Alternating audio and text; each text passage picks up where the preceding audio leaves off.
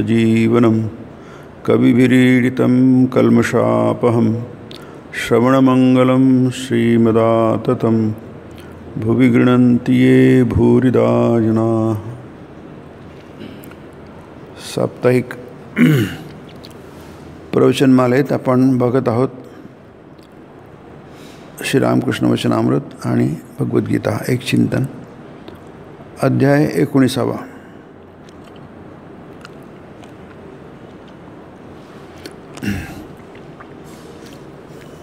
परिच्छेद 4 मध्ये गीतेचा एक श्लोक दिला आहे, दुसऱ्या अध्यायातला।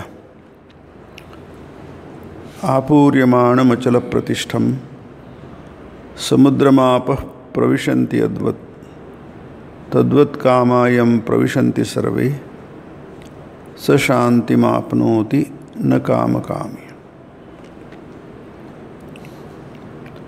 शांती कोणाला मिळते आणि कोणाला मिळत नाही, यावरचा श्लोक आहे। द्वितीय अध्यायामध्ये स्थितप्रज्ञ लक्षण आहेत, शेवटचे 18 श्लोक, त्यामध्ये हा श्लोक येतो। शांती म्हणजे त्याला विशेषण पण लावलं जातं, परमाम शांती।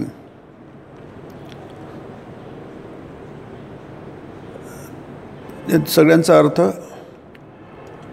जेव्हा गीतेमध्ये येतो तेव्हा त्याचा अर्थ मुक्ती असते। माणूस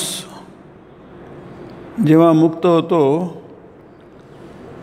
तेव्हा तो भयमुक्त होतो, त्याची भीतीपासून सुटका होते आणि त्यामुळे शांत होतो तो। शांती हा पर्यायवाची शब्द आहे।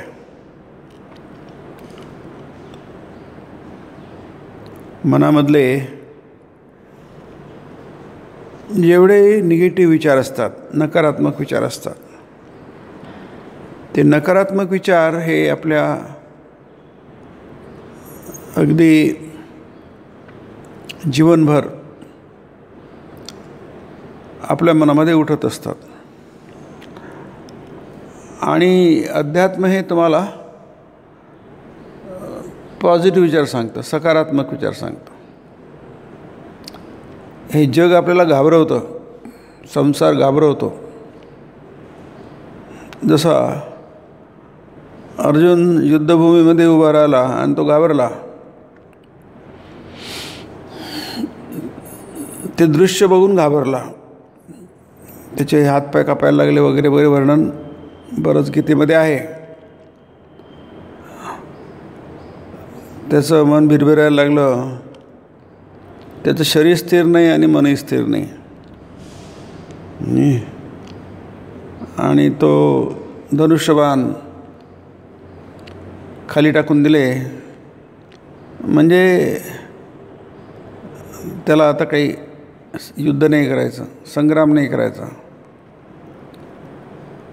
कारण त्याचं मन हे शोकाने व्याप्त आहे। शोकामध्ये अगदी भरून गेलेलं आहे, शोकाने भरून गेलं आहे। जसा सागर पाण्याने भरलेला असतो तसं अर्जुनाचं मन शोकाने भरून गेलं आहे, कारण त्याला मोह झाला आहे।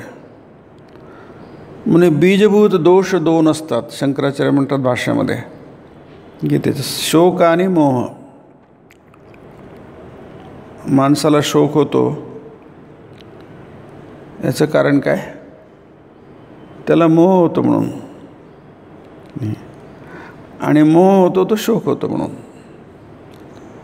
अर्जुनाला ते सगळं झालं होतं. शोकमोहानी तो विसृज्य सशरम चापम शोक संविघ्न मानसा असं गीता म्हणते, व्यास म्हणतात. तर हा जो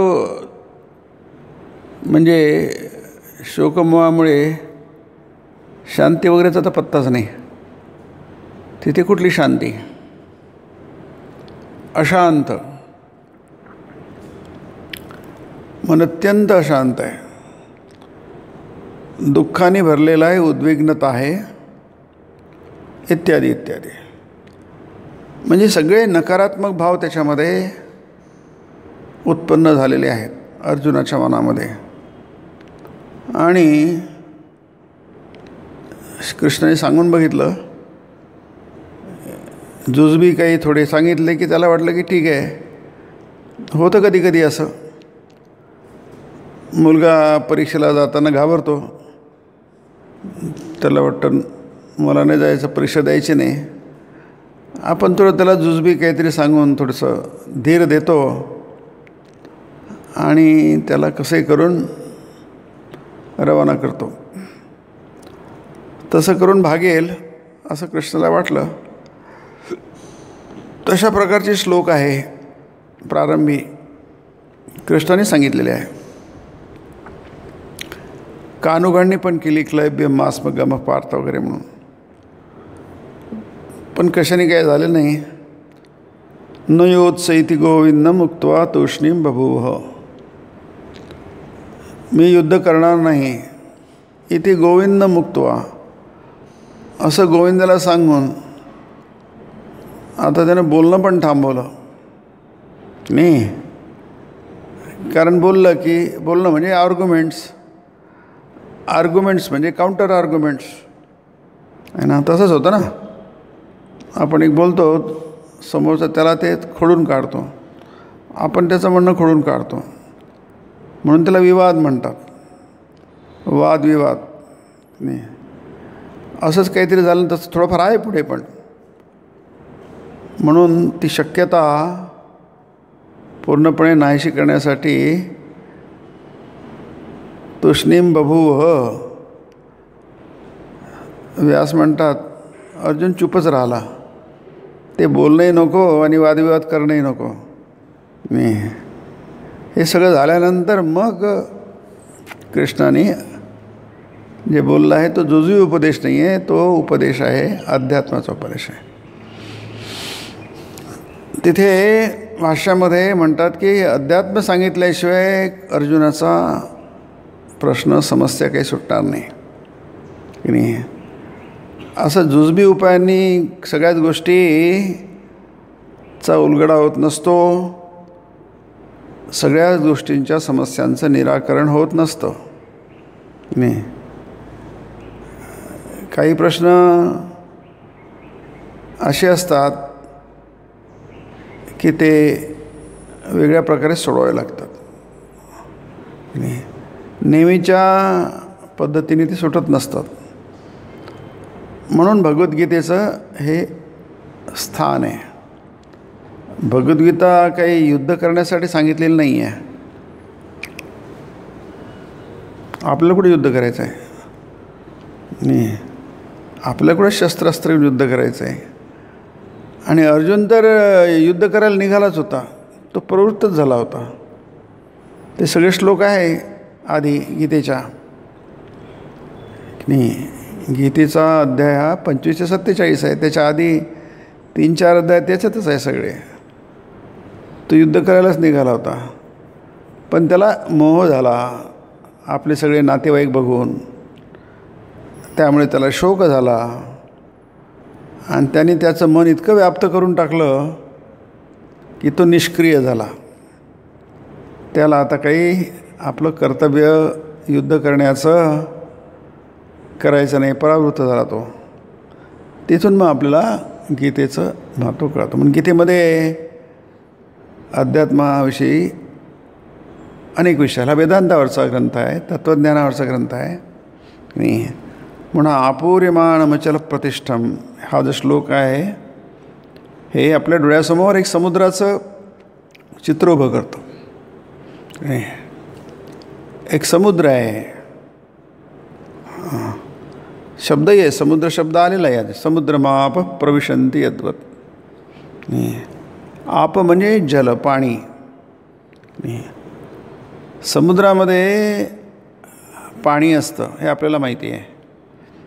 आपण म्हणतो आहे की भारत म्हणजे पृथ्वीचा 70-71% भाग हा पाणी भरलेला आहे, 30% 29% पृथ्वी आहे, म्हणजे जमीन आहे. म्हणजे इतकं मोठ्या प्रमाणावर पृथ्वीवर पाणी आहे, म्हणून अंतराळातून पृथ्वी निळी दिसते. याचं कारण पृथ्वीवर पाणी आहे. ते कसं आहे, आपूर्यमाणमय असं गीता म्हणते. आपूर्यमाणम म्हणजे काठोकाठ भरलेली आहे. हिंदीमध्ये लबालब म्हणतात. अगदी समुद्र अगदी पाण्याने परिपूर्ण असतो, म्हणजे त्याचं आपूर्यमाणम म्हटलं आहे. आणि याच्यातलं वैशिष्ट्य काय आहे? वैशिष्ट्य आहे, भरलं असून तो उचंबळतो, उसळ्या मारतो. पाणी असल्यामुळे, अथांग पाणी असल्यामुळे कोणतेही पात्र उसळतं.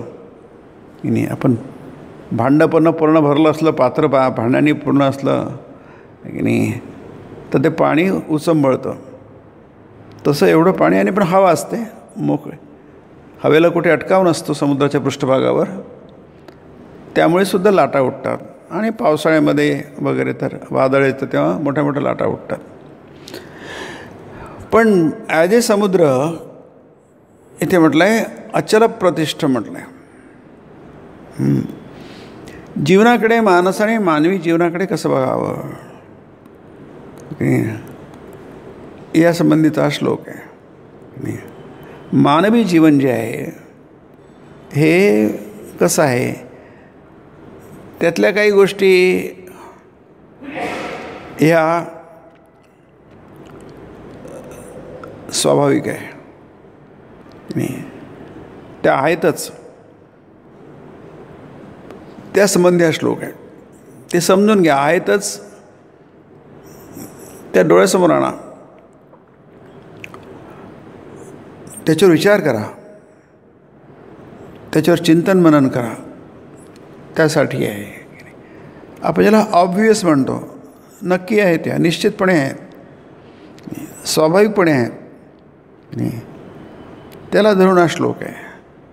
स्वाभाविकपणे तुम्हाला समुद्र हा अचल प्रतिष्ठम आहे की नाही, अचल आहे तो.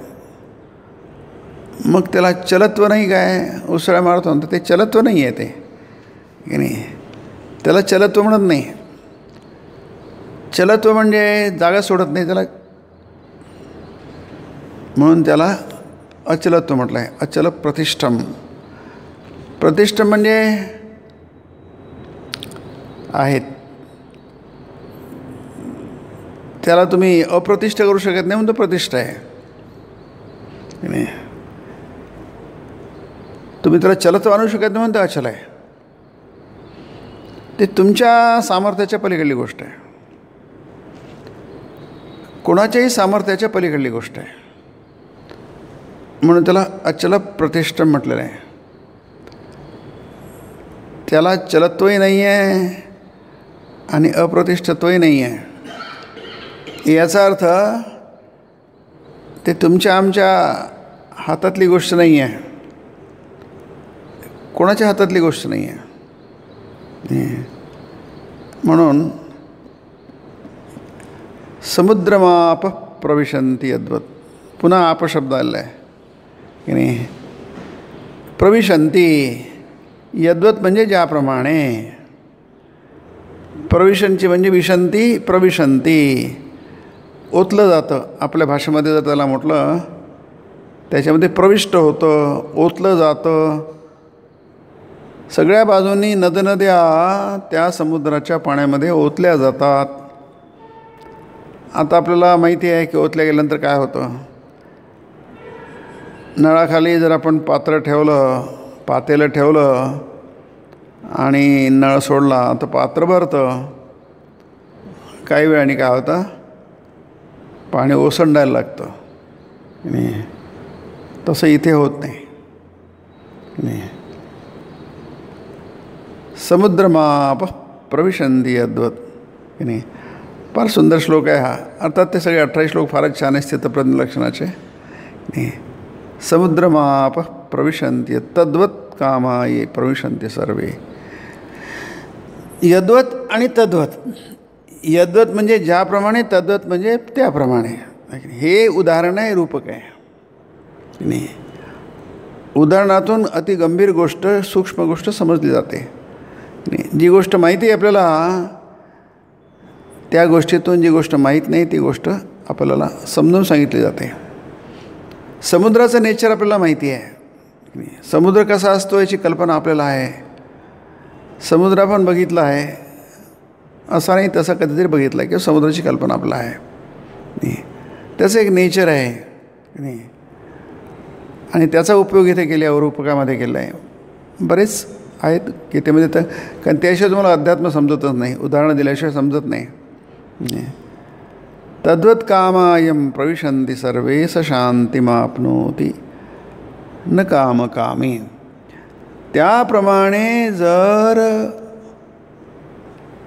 कामना तुमच्यामध्ये प्रविष्ट झाल्या, आणि ज्याप्रमाणे पाणी येऊन अचल आणि प्रतिष्ठ असतो, म्हणजे स्थिर असतो, आपली जागा सोडत नाही, त्याप्रमाणे तुमचं मन झालं स शांतिमाप्नोति. त्याला शांती म्हणजे त्याला मुक्ती मिळते. त्या मुक्तीचं नाव शांती आहे, किंवा शांतीचं नाव मुक्ती आहे अर्थाने. शंकत तसंच त्याची व्याख्या करतात. मग कोणाला मिळत नाही, न कामकामी. की नाही, याचा अर्थ काय, हे सगळं स्वाभाविकपणे होणार आहे ना.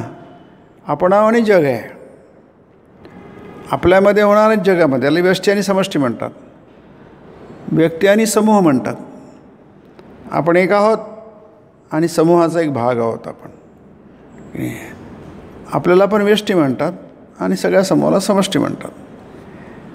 या दोन्ही गोष्टी ज्या आहेत की नाही, या दोन्ही गोष्टी त्याला काय असतात, कामना कुठे उत्पन्न होतात, मनामध्ये उत्पन्न होतात.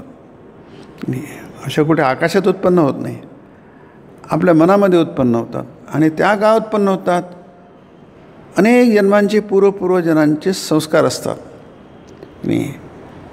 आणि ते आपण एका विशिष्ट भावनेने करतो, आणि त्यामुळे त्याचे संस्कार उत्पन्न होतात. आणि ते संस्कार कर्म उत्पन्न करतात, ती फळं देतात. त्याची बीज तशीच राहतात. जसं एखादं झाड असतं, ते बीज सोडून मरतं, तसं प्रत्येक गोष्ट मागे बीज सोडतं आणि नष्ट होतं. म्हणजे ते नष्ट झालं नाही आहे, त्यांनी बीज मागे ठेवलेलं आहे. म्हणून सृष्टीची परंपराही चालू असते. नाही तर सृष्टी किंवा खतम होऊन गेली असती. तसं होत नाही. म्हणून हे संसार चक्र हे स्वाभाविकपणे चालू होतं, म्हणून त्याला संसरण म्हणतात. चक्र आहे, चक्र सतत फिरत असतं. तसंच संसार चक्र हे सतत फिरत असतं, म्हणून त्याला आपण संसार म्हणतो. संसार म्हणजे गती आहे, ती स्थिर नाही आहे, सतत फिरत राहणारी गोष्ट आहे. जसं आकाश पाळणा असतो जत्रेमध्ये, तसा हा संसार चक्र सतत फिरत असतो. कारण माणूस कर्म जेव्हा करतो, त्याचा हा विषय आपण इथे घेतो आहे. हा कर्म करताना मी करता है या भावनेने करतो. आणि असं का करतो, मूढतेमुळे करतो. त्याला गीतेमध्ये विमूढ आत्मा म्हटलेला आहे. म्हणजे मूढ विमूढ म्हणजे त्याला अक्कल नाही आहे, कळत नाही आहे. ज्याला अज्ञान आहे, अज्ञानातून तो मी करताय असं म्हणतो. अहंकार विमूढ आत्मा कर्ताहमिति मन्यते. अहम करता, मी करता आहे, इति मन्यते, असा तो समजतो, मानतो. का, अहंकार विमूढ आत्मा. अहंकार याचा अर्थ असतो मी करणार आहे त्याला अहंकार म्हणतात. अहंकाराचे बरेचसे लेयर्स असतात, पण तो इथला जो संबंध आहे त्याचा संबंध आहे कर्ता. मी कर्ता आहे. कर्म आहे हे मान्य आहे, कर्म होतं कारण ते वैश्विक असतं. पण त्याला आपण जेव्हा मी जोडतो, जसं आता समुद्रादृश्य म्हणू की नाही, आकाशात वीज चमकली, कडाडली वीज, ढगांचा गडगडाट झाला. आधी वीज चमकते, आधी गडगडाट होतो, नंतर वीज चमकते. आपल्याला आधी गडगडाट दिसतो, मग वीज चमकते. वीज दिसते, मग गडगडाट होतो. ते गतीमुळे होतं. आवाजाची गती कमी असते प्रकाशाच्या गतीपेक्षा, त्याच्यामुळे आपलं उलटं होतं. पण जे काय होतं ते तसं होतं. आता ती घटना ती घडते, गडगडाट होतो, दिसते आपल्याला विजेचं की नाही, वगैरे वगैरे. आता ती प्राकृतिक क्रिया, नैसर्गिक क्रिया आहे ना. आता म्हटलं बघा, मी गडगडाट केला आकाशामध्ये, ढग एकमेकावर आपटतात, त्याच्यातून वीज चमकते, आता आवाज होतो, हे सगळं होतं. आणि कोणी असं म्हटलं की माझ्यामुळे झालं, मग आपण कहता विमूढ आहात म्हणा, मूर्ख आहे माणूस आहे की नाही. हा मूर्ख, असं कधी होतं काय?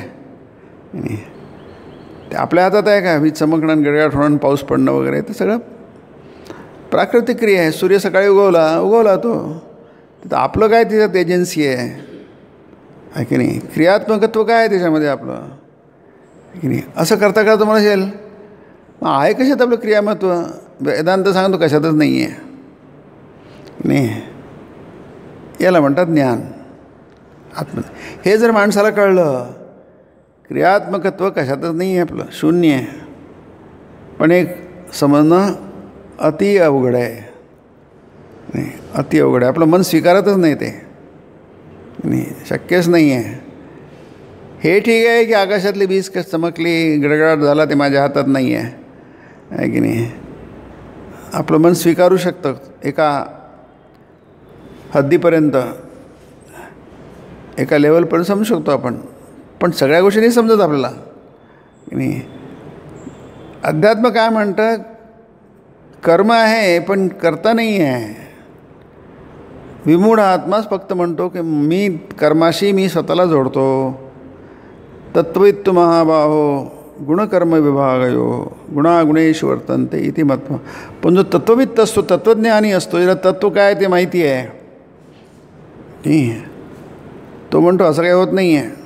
इथेच अध्यात्मच आहे. पण ते आपूर्यमाणमचल प्रतिष्ठम, कामना उत्पन्न होणार, कामना उत्पन्न होणार कारण शरीर धारण केलं आहे म्हणून. शरीर हे त्रिगुणाचं असतं, सत्वरजतमाच्या त्याचा संघात असतो, एकत्र येतं आणि शरीर निर्माण होतं. शरीर निर्माण झाल्यानं त्याच्यात मन पण वास करतं की नाही. सगळ्याच गोष्टी येतात, पण ते सगळ्यात टेम्पररी असतात, म्हणजे झाल्यासारखे वाटतात. तिथे तुमच्या म्हणजे अर्थात हे चिंतन आहे की नाही, हे चिंतन आहे, मनन आहे. याच्या आधारावर जे वेदांत म्हणतात तेच आपण सांगतो आहे की नाही. आणि मग असं वाटायला लागतं की कर्माला मी जोडतो, अहम करता इति मन्यते, ते सोडून द्या, तसं म्हणू नका की नाही. हे जसं आहे आणि ह्या सगळ्या कामना उत्पन्न करतात की नाही. मला कामनाशिवाय काय होणार? कामना तर उत्पन्न होणार, बरोबर आहे की नाही. कामनेशिवाय काय होणार? काहीच होणार नाही. पण कामना आणि कामनामध्ये फरक असतो की नाही. दुसरीकडे गीतेमध्ये काम कामा लभंते असं म्हटलं आहे की नाही. इथे कामकामी म्हटलं आहे, न शांतिमास्त शांतिमाप्नोति. फार सुंदर शब्द आहे ते गीतेमधले. कामकामी, कामकामा, कामनांची कामना करणारा. बघा की नाही, कामना तर होणारच की नाही. श्वास घेणं ही सुद्धा कामनाच आहे. माणसाला श्वास घ्यायला त्याची ती अत्यंत मोठी गरज आहे ती पण वासनाच आहे. श्वास घेणं, अन्न घेणं इत्यादी इत्यादी या सगळ्या गोष्टी वासनाच आहे, वासनेच्या अंतर्गत येतात की नाही. पण ते देहधारण आहे की नाही. तुम्ही ते देहधारणाच्या टाकल्या तर ते वासना होत नाही. गुणागुणेषु वर्तन्ते इति मत्वा न सज्जते. जसं प्रकृती बाह्य प्रकृतीला स्वामीने मॅक्रोकॉझम म्हटलं आहे. बाह्य प्रकृतीमध्ये बहिर्जगतामध्ये जसं चालतं हे आपल्याला समजायला पाहिजे. तसंच अंतर्जगतामध्ये सुद्धा चालतं. वैश्विक मन आहे, त्याला विराट मन म्हणतात. आपलं मन वेगळं नाही आहे. आपलं मन विराट मनाचाच भाग आहे असं म्हणणं आहे, अंश आहे असंही म्हणू शकतो. पण आपण ज्याला मन म्हणतो, माझं मन दुःखी आहे सुखी, अर्जुन म्हणतो विषण्ण झाला की नाही, तो अतिशय शोक संविग्न मानसा, हा शोकसागरात डुबून गेला. तो म्हणतोय ते असं नसतं ते की नाही. विराट मन एकच असतं की नाही. ते विराट मनाचं आपलं भाग असं नाही म्हणतायत की नाही, असं नाही म्हणतायत. समुद्राची लाट आहे असं नाही म्हणतायत की नाही. समुद्र आणि लाट ही वेगळी गोष्ट नसते. आपण जेव्हा लाट म्हणतो ते नामरूप असतं. खरं म्हणजे तो समुद्रच असतो. याचं कारण असं की आपण कोणत्याही तऱ्हेने लाटेला समुद्रापासून वेगळं करू शकत नाही. आपण बाजारात गेलो, भोपळा आहे 10 किलोचा आणि आपल्याला एवढा भोपळा नको आहे, आपली एवढी गरज नाही आहे, 2च लोक घरी जेवतात, आपल्याला 1 पाव किलो पाहिजे की नाही. मग आपण ते पाव किलो त्याला म्हणतो, त्याने कापून देतो, एवढा तुकडा घेतो, हां ठीक आहे हा घ्या तुम्ही. बाकीचा भोपळा तसाच आहे, तो दुसऱ्या कोणाला देईल गिऱ्हाईकाला. तसं समुद्राचं नाही करतायत आहे की नाही. समुद्रापासून लाटेला कोणत्याही पद्धतीने तुम्ही वेगळे करू शकत नाही. याचं कारण काय, समुद्र आणि लाट वेगळी नाही. दिसते, दृश्य आहे ते, पण तसं नाही आहे. तुम्हाला दिसली तरी तसं नाही आहे. जेव्हा तुम्ही समुद्र बघता तेव्हा तुम्ही लाट बघता, तेव्हा तुम्ही समुद्रच बघता. मी समुद्र बघतो असं न म्हणता पण मी लाट बघतो म्हणायला हरकत नाही आहे. पण ते ज्ञान पाहिजे. मी जरी म्हटलं की मी लाट बघतोय, मोठी लाट आहे असं म्हटलं तरी मला ते ज्ञान पाहिजे की मी समुद्रच बघतो आहे.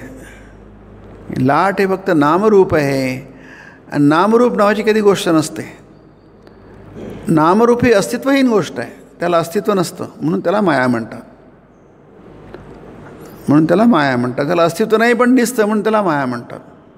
आणि त्यालाच मन म्हणतात. तेच मन आहे आणि ते मन व्यष्टीमन नाही आहे, विराट मनच आहे. मग आपण ते 2 भाग केले, जे समुद्राचे 2 भाग केले, एक समुद्र आहे एक लाट आहे. ते जसं चूक आहे तसंच हे पण बरोबर नाही आहे. एक विराट मनाचे आपण 2 भाग केले, ते विराट मन आहे आणि माझं मन आहे. सशांतिमाप्नोति न कामकामी. ज्या काही गोष्टी घडतात जगामध्ये, आपल्या जीवनामध्ये, आपलं हे छोटंसं आयुष्य आहे, छोटंसं लाईफ आहे, जीवन आहे, यामध्ये हे काही आपल्या याने घडत नाही आहे, त्या आपल्या संकल्पाने घडत नाही आहे. तो विराट संकल्प असतो, तो विराट पुरुषाचा संकल्प असतो आहे की नाही. आता हे समजलं की त्याला म्हणतात आत्मज्ञान की नाही. गीतेचा संदर्भ घेतला, अर्जुनाचा संदर्भ घेतला, तर मग अर्जुनाला ते कळलं नाही आहे की हे जे युद्ध होत आहे माझा संकल्प थोडंच आहे की विराट संकल्प आहे. म्हणून कृष्ण हसतो, अर्जुन रडतो. प्रसन्निव भारत. गीता म्हणते अर्जुन हसून हसून उत्तर देतो, अर्जुन रडतोय. याचं कारण काय त्याला माहिती आहे. यदुकुळाचा विध्वंस झाला, कृष्ण तो थांबवू शकला असता, नाही थांबवलं त्याने, कारण ती विराट योजना आहे, कशाला थांबवायचं की नाही. ते ज्ञान आहे, महापुरुषांच्या जीवनामध्ये असतं, ते थांबवत नाही. त्यांना माहिती आहे ही स्कीम आहे, ही स्कीम काही तुमची आमची नाही आहे. म्हणून इथे हे जे आहे की शांती म्हणजे मोक्ष. आता हे जे आहे, हा जो विषय आपल्याकडे येतो इथे की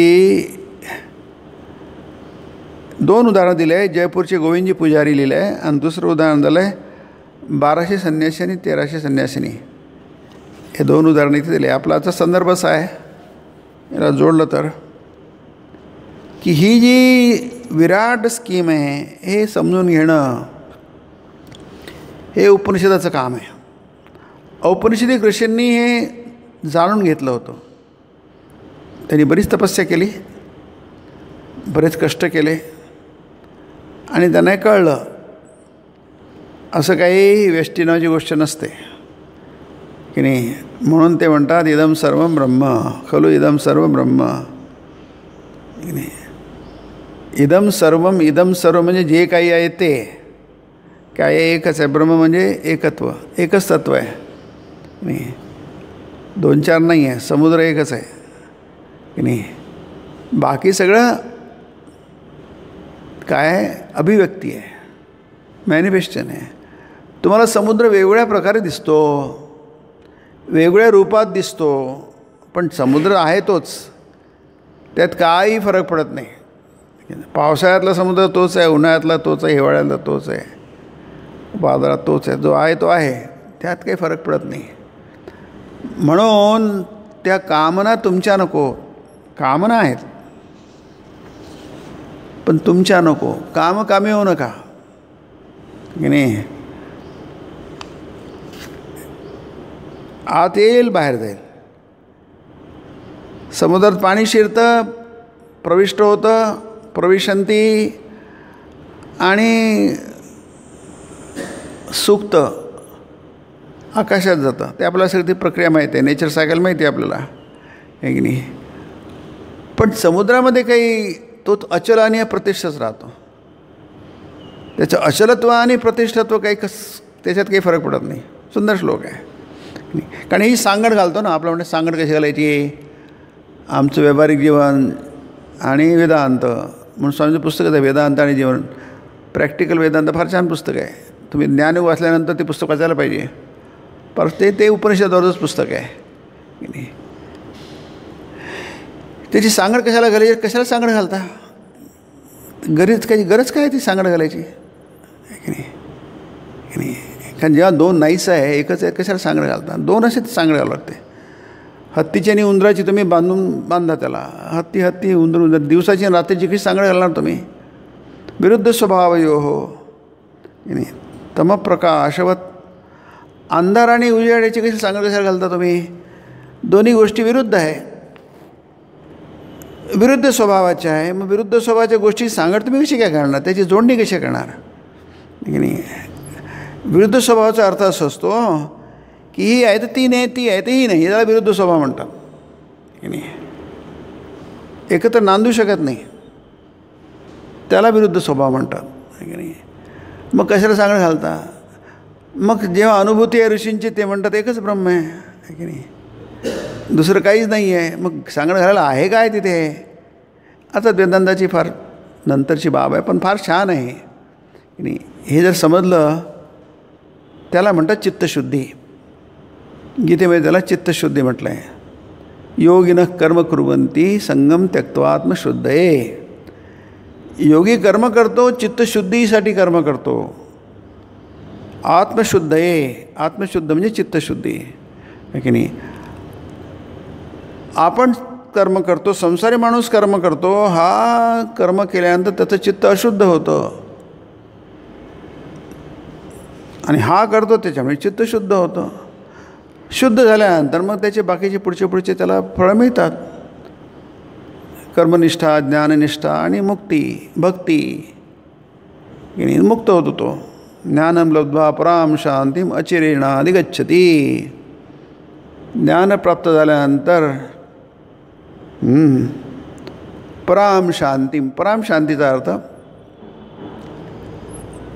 अत्युत्कृष्ट शांती, त्याला पराशांती म्हणतात. याचा अर्थ त्याला अशांत होण्यासारखी काही राहिलंच नाही आहे, त्याला भीतीच गेली त्याची.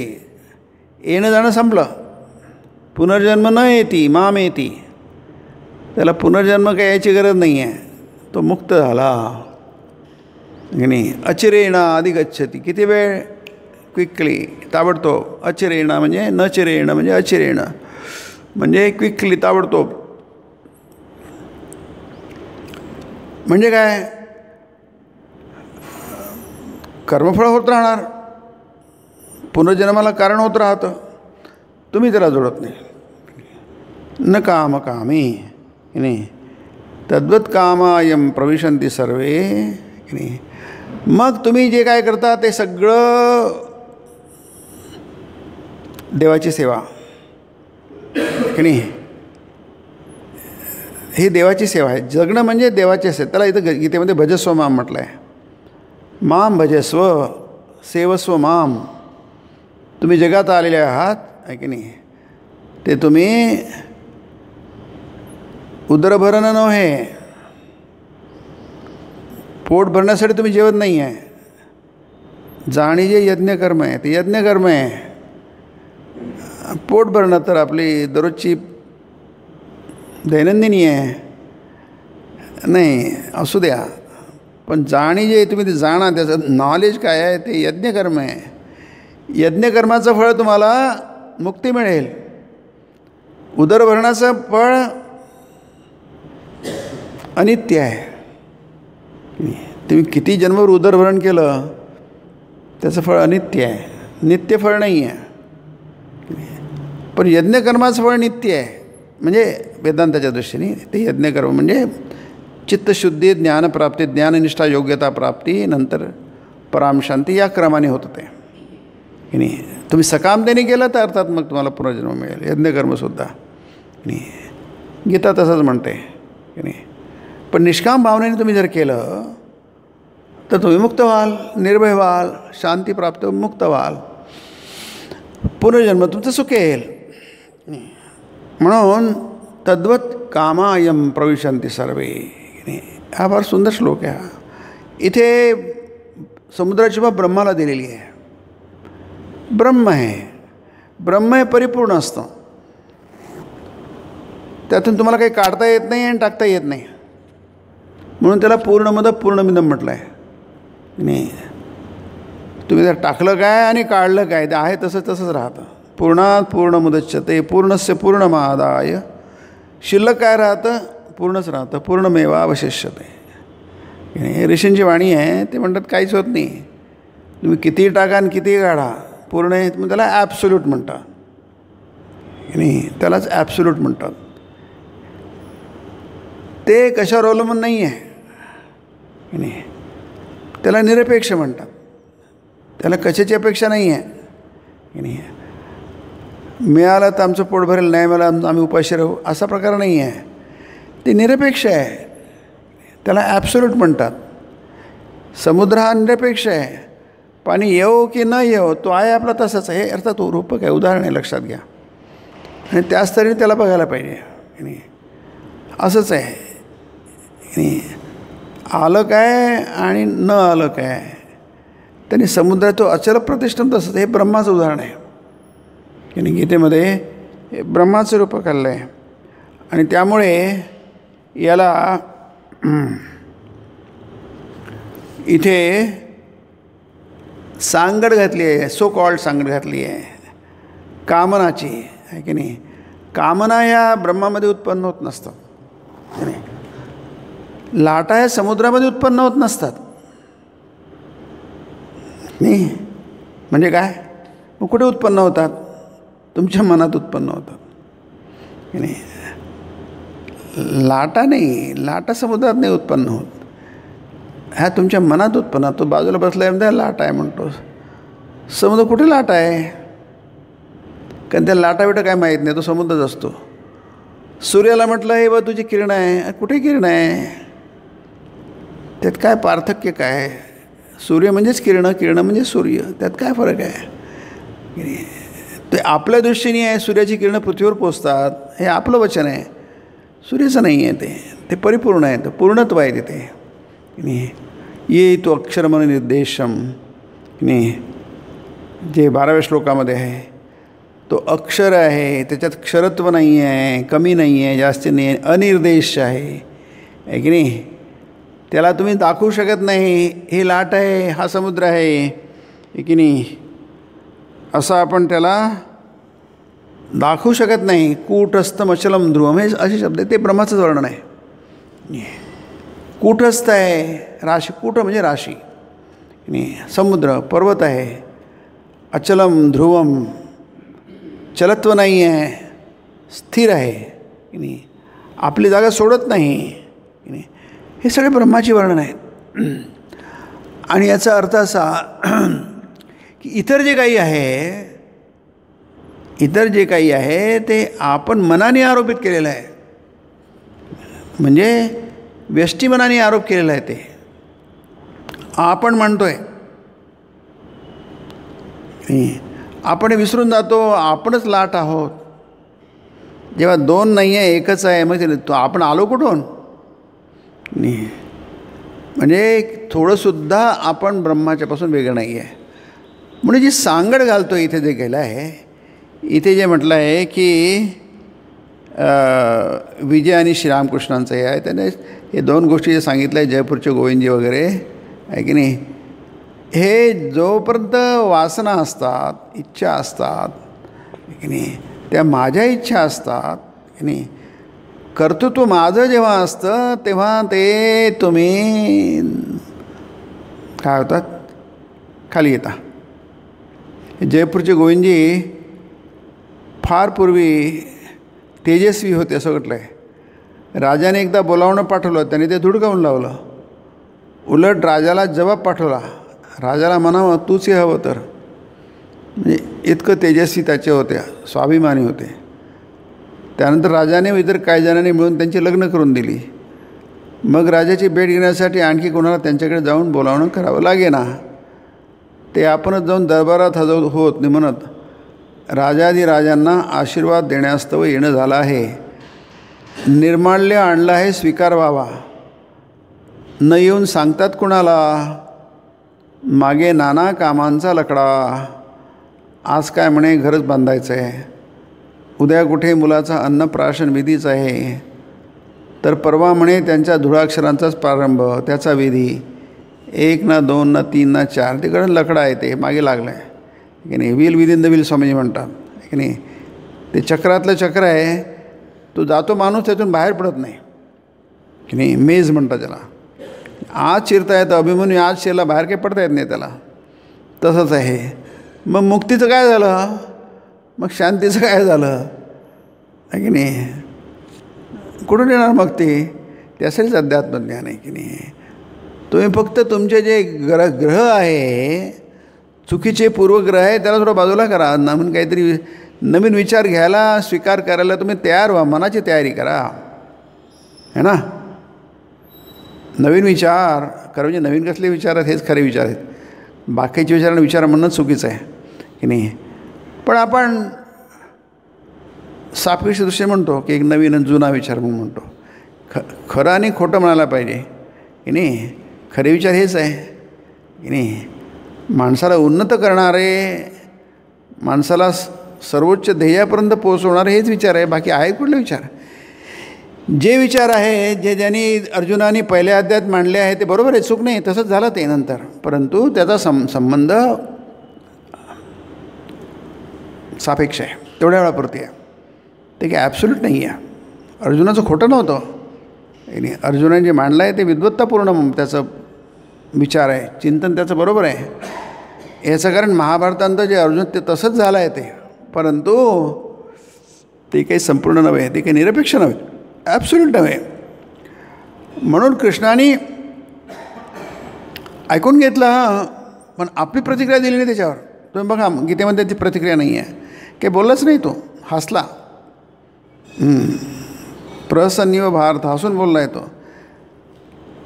अर्जुन चुकत आहे, चुकीचं बोलतो असं म्हणून नाही आहे, पण त्याला उत्तर देण्याची गरज नाही आहे. त्याला धर्म म्हणतात की नाही. त्याला धर्म, आपले 4 पुरुषार्थ आहेत ना, अर्थ, काम, धर्म आणि मोक्ष की नाही. तो धर्म प्रदुष्यंती कुलस्त्रिया असं जे आहे ना, वर्णसंकराहा असं म्हटलं आहे, कुलक्षया असे त्यांनी शब्द वापरला आहे. जाती कुल उत्सन्न धर्मानाम की नाही. लुप्त पिंडोदक क्रिया, हे सगळं पिंडोदक क्रिया वगैरे, श्राद्ध वगैरे संपून जाईल, हे सगळं काय धर्म आहे. धर्म आपण ज्याला कर्मकांड म्हणतो हे धर्माच्या अंतर्गत आहे. ते चूक आहे का चूक नाही, बरोबर आहे, ते सगळंच बरोबर आहे की नाही. ते त्याचं पालन करायला पाहिजे, सगळं त्याच्याविषयी श्रद्धा असायला पाहिजे, अगदी करेक्ट. त्याला पुरुषार्थ स्थान कशाला दिलं असतं मग की नाही. त्याला पुरुषार्थाच्या अंतर्गत स्थान आहे. जसं काम आणि धन की नाही याला जसं स्थान आहे नाही. धर्म अर्थ काम, अर्थ म्हणजे साधन, साधन म्हणजे आपण त्याला धन म्हणतो, संपत्ती म्हणतो वगैरे वगैरे. त्याला स्थान आहे. तसं धर्माला पण स्थान आहे. पण धर्माला स्थान ही पायरी आहे. त्याला घेऊन तुम्ही छतावर जा, पायऱ्यांवर नुसतं उभं राहू नका. पायऱ्या कशासाठी असतात? छतावर जाण्यासाठी असतात. होतं काय व्यवहारामध्ये, आपण फक्त पायऱ्याहून खाली येणं जाणं करतो. धर्म अर्थ काम इतरच येणं जाणं करतो. आणि म्हणून भगवंतानी त्याच्याकडे जास्त लक्ष दिलं नाही, नाहीच दिलं आहे. बघा कुठं तुम्ही गीतेमध्ये तुम्हाला दिसणार नाही आहे. मस्त लेक्चर आहे. पहिला अध्याय अर्जुनालाच वाहिलेला आहे की नाही. पण गीता सुरू होते दुसऱ्या अध्यायाच्या 11व्या श्लोकापासून. अशी परंपरा म्हणते. अशोचानन्व शोचस्तम वगैरे आहे ते. ती खरी गीता तिथून सुरुवात होते गीतेची. मग आता बघ तो फक्त कथा भाग आहे, जोडलेला आहे. 25वा अध्याय भीष्म पर्वामधला तो जोडलेला आहे, ती कथा जोडलेली आहे. पण गीतेचं अध्यात्म सुरू होतं दुसऱ्या अध्यायाच्या 11व्या श्लोकापासून आणि याचं कारण काय आहे? कारण तुमच्या जुजबी गोष्टींनी, रिलेटिव्ह गोष्टींनी तुमच्या गोष्टी प्रश्न सुटत नसतात. कधी कधी सुटल्यासारखे वाटतात आणि म्हणून लोक अध्यात्माकडे वळत नाही की नाही. त्यांना वाटते सुटला प्रश्न, मग पुन्हा येतात कोण नाही. मनुष्य पृथ्वीच्या, आपण त्या दिवशीच बघितलं गेल्या वेळी, पृथ्वीच्या पाठीवरून अब्जावधी वर्ष झाले, हजारो वर्ष झाले, लाखो वर्ष झाले, आपले प्रश्न सुटत का नाही आहे? मनुष्य कुठल्या कुठे गेला आहे? आज आपण ज्या युगात राहतो आहे ते कुठल्या कुठे गेलेला युग आहे? काय अगदी आपल्याला डोळे थक्का होतात, आपल्याला डोळे विस्फारले जातात. इतकी प्रगती माणसाने केली आहे प्रत्येक क्षेत्रामध्ये. पण त्याचे खरे प्रॉब्लेम सुटत का नाही आहे? जे मूळ प्रॉब्लेम आहे जसे आहे तसेच आहे, त्यात काही फरक पडला नाही आहे. उलट असंही म्हणता येईल थोड्या वेळासाठी ते वाढलेले आहेत की नाही. त्यामुळे अजूनही आपल्याला गीताकडे वळावं लागतं, वचनामृताकडे वळावं लागतं की नाही. त्याचा वसा आपल्याला टाकता येत नाही. याचं कारण काय? हे पेरिलेले विचार आहेत की नाही. म्हणजे याचं नित्य नूतनत्व कधी संपत नाही. नेहमीच नवीन आहेत ते कधीच शिळे होत नाही. एरवी प्रत्येक गोष्ट जगामध्ये शिळी होते. तुम्ही दुपारचं जेवण संध्याकाळी ते शिळं होऊन जातं. हे कधी शिळं होत नाही की नाही. एकदम फ्रेश, ताजंतवानं, कधीच फ्रेश. याचे विचार कधी शिळे होणार नाही. तुम्ही स्वामींचं वाङ्मय वाचा, कधी शिळं वाटत नाही तुम्हाला. वचनामृत वाचा, गीता वाचा, तुम्हाला कधी शिळं वाटणार नाही. किती वाचलं तर तुम्हाला अगदी फ्रेश, सगळे विचार फ्रेश आहे. कारण ते ब्रह्माशी जोडलेले आहे. ब्रह्मसंस्पर्शम गीतेमध्ये म्हटलं आहे आणि ते ब्रह्माशी जोडलेले आहे. दुसरं उदाहरण इथे दिलं आहे की 1200 संन्यासी 1300. आपण याचा अर्थ नंतर बघू ही गोष्ट. की नित्यानंद गोस्वामींचे चिरंजीव वीरभद्र यांचे 1300 मुंडीर शिष्य म्हणजे संन्यासी. मुंडीर शिष्य म्हणजे संन्यासी होते. आता 1300 शिष्य, त्याचा आपण दुसरा संदर्भ बघू. सध्या एवढंच बघू. ते सारेच्या सारे जेव्हा सिद्ध व्हायला लागले तेव्हा वीरभद्रांना भीती वाटली. हे बुद्ध काळात झालं बघा. स्वामी विवेकानंद म्हणतात जेव्हा विहार हजारोंच्या संख्येने विहारात साधू राहिलेला तेव्हा भारतात सत्यानाशाला सुरुवात झाली. संदर्भ असा याचा म्हणजे बौद्ध काळ आणि जैन काळ फार जुना आहे. दोन्ही समकालीन आहे जवळपास. म्हणजे 2500 वर्षाच्या जास्ती आहे. 30-40 त्याला आणखी जोडा त्याच्यामध्ये. म्हणजे 2600च्या जवळपास थोडं कमी आहे. 10-20 वर्ष इकडे तिकडे करू शकतो आपण. पण सांगायचं का म्हणजे जुने आहेत. औपनिषदिक काळ त्याचे फार जुना आहे. संहिता 12 का आणखी जुना आहे, खूप जुना आहे. कारण रामायण महाभारत काळच 5000 वर्षापूर्वीचं आहे. रामायणच 5000 वर्ष. महाभारत 5000 आहे. त्याच्या आधी आणखी 4-5 हजार मागे जा. आता नवीन संशोधन आहे की महाभारत 17,000 वर्ष जुनं आहे. पण ते संशोधन म्हणजे थोडक्यात सांगायचं म्हणजे फार फार फार जुनं आहे. ते नवीन नाही आहे. पण ते तुम्ही विचारलं की तुम्ही वाटते असं वाटतं की आत्ताच आहे. खरं इतकं फ्रेश आहे ते. याचं कारण आपलं वाटतं की जे काही झालं ते आत्ताच झालेलं आहे की नाही. आपलं कसं असतं ते की जुनं ते म्हणजे जुनाट असं नाही आहे. आपण तिथे जाण्याचा प्रयत्न करतो आहे, गीतेच्या सिद्धांतापर्यंत जाण्याचा प्रयत्न करतो आहे. याचा अर्थच असा आहे की आपण खाली आलेलो आहोत, वर जाण्याचा प्रयत्न करतो आहोत. याचा अर्थच असा आहे की ती पुरी फार उत्तुंग उंची गाठली होती, आपण तिथून खाली आलो आहे. आपला प्रयत्न आहे त्याचा तेच आपलं दर्शवतं. अर्थात आपण अध्यात्माच्या बाबतीत भारताच्या संदर्भात म्हणू शकतो, परंतु भौतिक बाबतीतसुद्धा आपण म्हणू शकतो. फक्त आपण ते सगळं कोणत्याही कारणाने परक्यांच्या शेकडो स्वाऱ्या चालीत तीन झाल्या, शेकडो बदल स्वामीजी म्हणतात आहे की नाही. यामुळे आपण सगळं गमावलं. पण एक गोष्ट आहे की ते आहे, आपला विश्वास बसत नाही असं काय असं म्हणून. विमान उडतवणं हे सगळ्या पुराणातल्या गप्पा आहे. ते शाल्व आहे ना, त्या द्वारकेला तो त्यांनी स्वारी केली होती वगैरे. असो, इथे काय झालं आहे, ते जेव्हा सिद्ध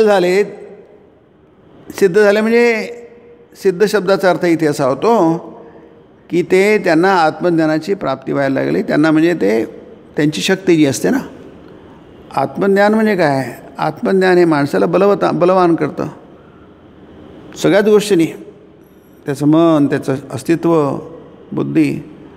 म्हणजे एक माणूस काय नाही, स्वामी श्रीरामकृष्ण बघा ते त्यांची साधना बघा, एक माणूस काय नाही करू शकत, विवेकानंद काय नाही करू शकत, एक माणूस सगळ्या जगाला हलवू शकतो, इतकं ते सामर्थ्य असतं. लोकांना हे जे म्हणतील तेच घडेल, त्याला सत्य संकल्प म्हणतात. त्याच्या मनात जो विचार येतो तो सत्यच होतो. आपल्या मनात येतात विचारणं, उत्पद्यन्ते विलीयन्ते दरिद्राणां मनोरथा.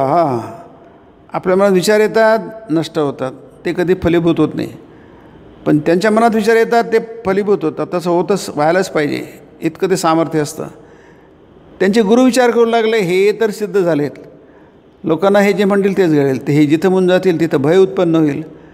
का की लोक अजाणपणे यांचा अपराध करतील, तर त्यांचे म्हणजे लोकांचे अनिष्ट व्हायचे. लोकांना काय माहीत नाही की नाही, लोक त्यांचं काहीतरी त्यांचे चुकीचं वागायला जातील, लोकांचं अनिष्ट होईल आहे, कारण ते खूप पॉवरफुल आहे वगैरे वगैरे. तुम्हाला समजेल, ते काही कठीण नाही आहे.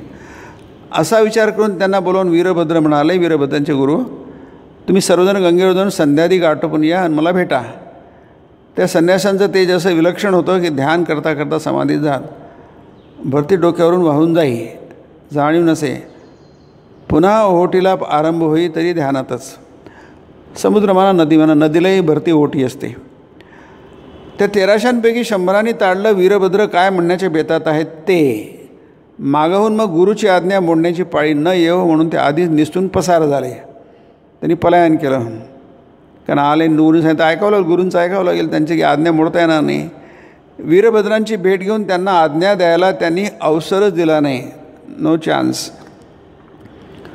उरलेल्या 1200 ठरल्याप्रमाणे गुरुची भेट घेतली. वीरभद्र म्हणाले, या 1300 संन्यासींनी तुमची सेवा करतील, तुम्ही यांच्याशी लग्न लावावे अशी माझी तुम्हाला आज्ञा आहे. त्यांनी उत्तर दिले, जशी आज्ञा. आता गुरु म्हणतात काय करणार, गुरुचं ऐकावं लागतं. पण आम्हापैकी 100 कुठे बेपत्ता झालेत. ते 1300 होते, 100 बेपत्ता झालेत. त्यांनी पोबारा केला. तेव्हापासून त्या 1200ची प्रत्येकी एक एक सेवादासी त्यांच्याजवळ राहू लागली. व्हायचे तेच झाले. नंतर ते तेज नाही की तपश्चर्येचं ते बळ नाही. स्त्रियांच्या संगतीत राहिल्यानं पुरुषचं ते बल राहिलं नाही, का की त्या संघामुळे स्वाधीनतेचं खोबरं होऊन जातं. स्वाधीनता तुमचं फ्रीडम, चिंतनाचा फ्रीडम, वागण्याचा फ्रीडम, त्याला फ्रीडम म्हणतात. ते कॉमन आहे. विजयांना तुम्ही स्वतःच पाहत आहात की दुसऱ्याची चाकरी स्वीकारल्यानं तुमची स्वतःचीच काय पण दशा झाली आहे. पहा ना, मारे भाराभार परीक्षा पास झाला, इंग्रजी शिकला सवरलेला, केवढा तरी जाडा पंडित साहेबाची चाकरी करतो आणि सकाळ संध्याकाळ त्याच्या बुटांच्या ठोकरा खातो, साऱ्यांचं कारण वगैरे, लग्न करून वगैरे, इत्यादी इत्यादी इत्यादी. अच्छा, आता याचे अर्थ बरेच आहे, याचे आपण बरंच हे करू शकतो, पण इतक्या खोला जायची गरज नाही आहे.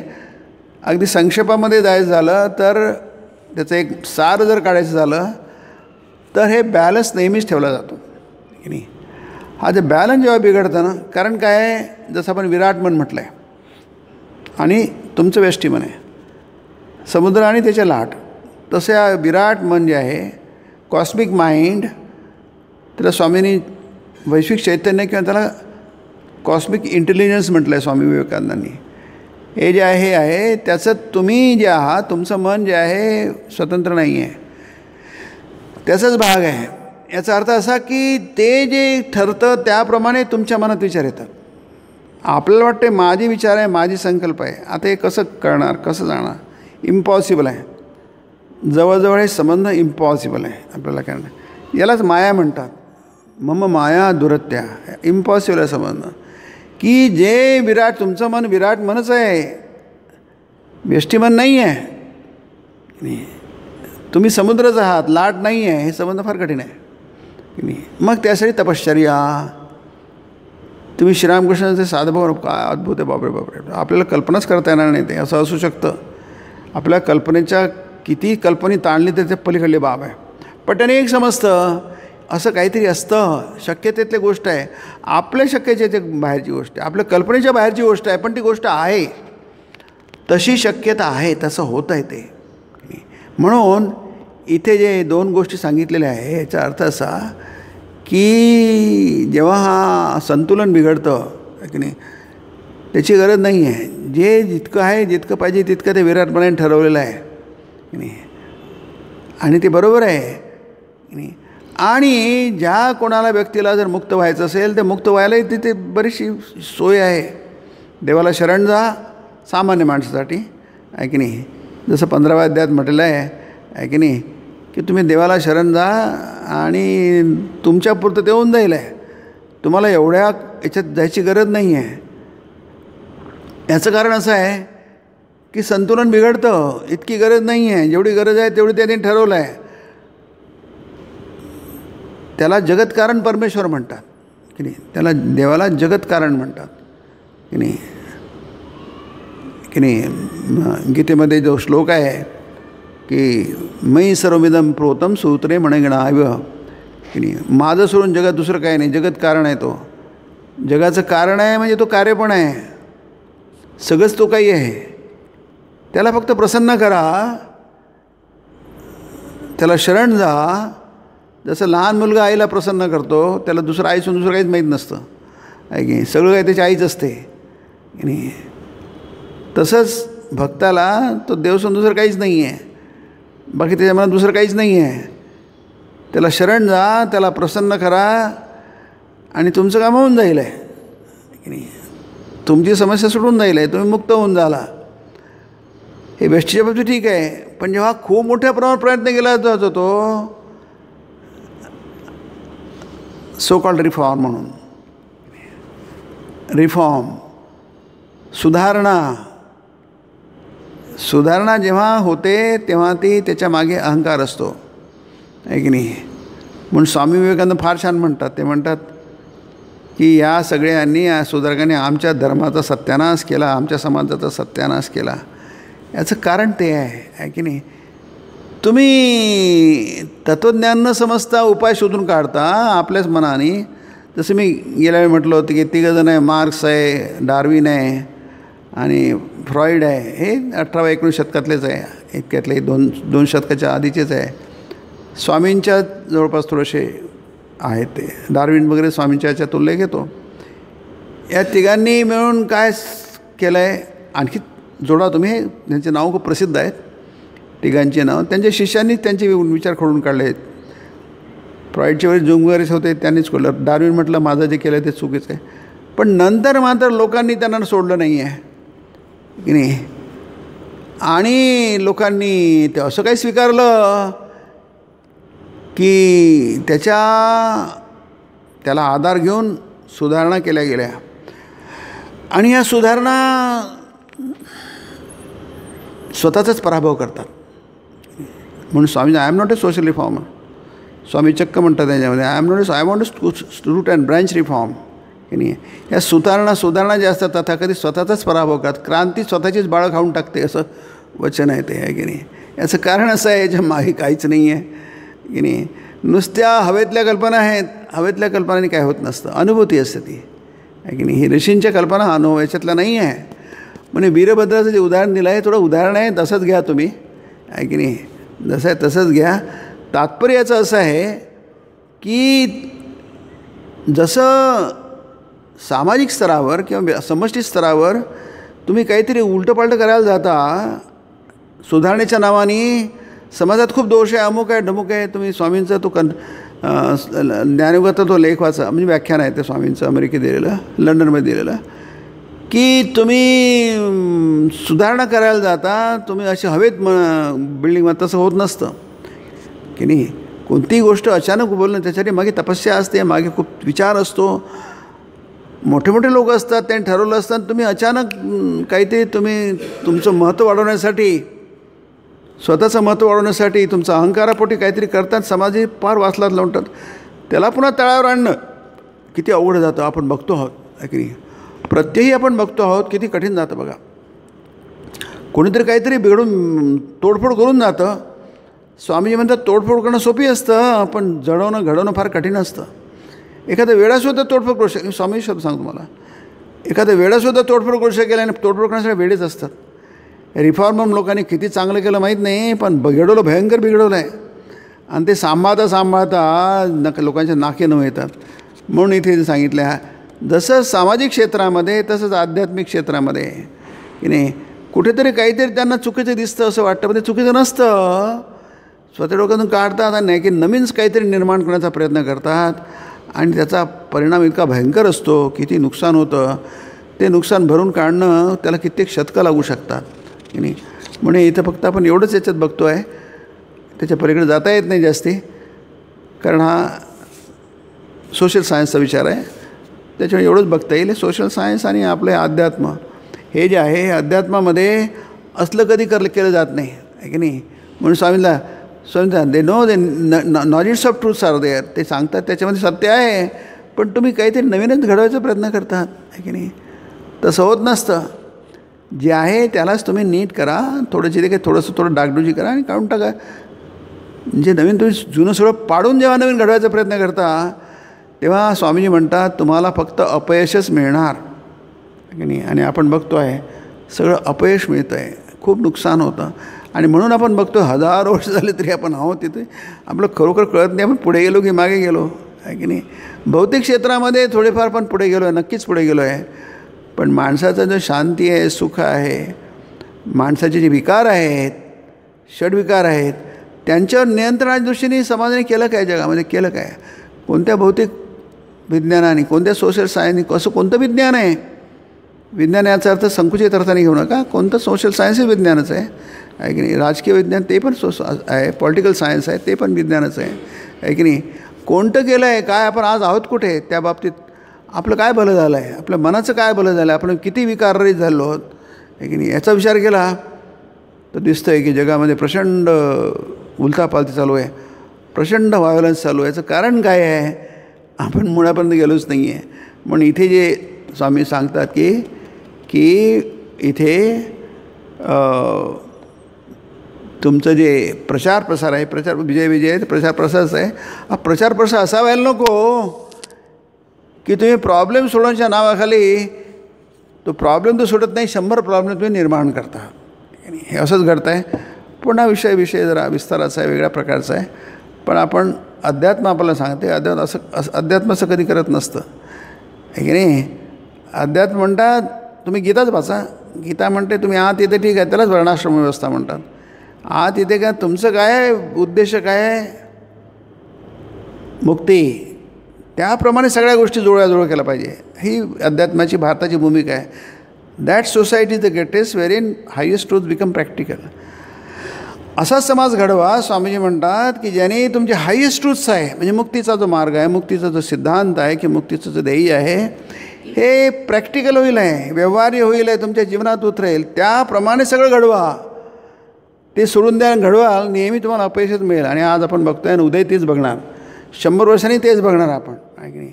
त्यात काही फरक होणार नाही. याचं कारण काय, आपण मुळात चूक केलेली आहे, ते गणित तुमचं चुकतच जाणार. पुढच्या प्रवचनात बघूया यानंतरचा विषय. ओम ब्रह्मार्पणं ब्रह्महवी ब्रह्माग्नौ ब्रह्मणाहुतं ब्रह्मैव तेन गन्तव्यं ब्रह्मकर्म समाधिना हरि ओम तत्सत। ओम शांति शांति शांति। श्री राम कृष्णार्पणमस्तु।